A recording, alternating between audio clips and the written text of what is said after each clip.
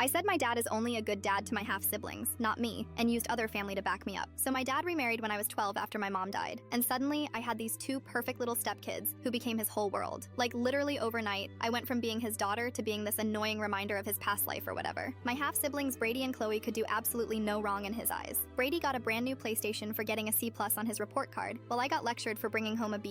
When Chloe wanted dance lessons, Dad paid for private classes. When I asked to join the school band, he said we couldn't afford the instrument rental. Every single weekend was spent at Brady's soccer games or Chloe's recitals. But when I had my art show at school where I actually won second place, Dad had to work late. Again. I started keeping track because I thought maybe I was being dramatic, but over 2 years, he missed every single one of my school events, but made it to every single one of theirs. The breaking point came at Christmas when I was 16. Under the tree, Brady got this sick gaming setup worth like $1,500, and Chloe got a MacBook for school. My gift? A $20 Barnes & Noble gift card. Not even kidding. My stepmom Sharon at least looked embarrassed, but Dad just smiled like he'd done something thoughtful. That's when I decided I was done pretending this was normal. I started calling my grandparents more, my mom's parents who lived across town. They'd always been amazing to me, and they noticed how different I seemed whenever I'd visit. So one Sunday dinner at their house, I just let it all out. I told them everything. How Dad never came to my track meets but never missed Brady's games. How I had to get a job at 15 to pay for my own school supplies while the other kids got whatever they wanted. How I felt invisible in my own house unless I was being yelled at for something. My grandpa got this look on his face that I'd never seen before. He asked me if I was sure, like maybe I was exaggerating. So I pulled out my phone and showed him the pictures from Christmas morning. Brady's setup taking up half the living room, Chloe's shiny new laptop, and me holding up that stupid gift card trying to smile. That's when my grandma started crying. She said she'd been worried about this but didn't want to interfere. Turns out they'd been sending Dad money every month since Mom died to help with my expenses, thinking he was struggling. He'd been pocketing it while making me feel guilty for asking for lunch money. The next day, my grandpa called Dad and told him they needed to talk.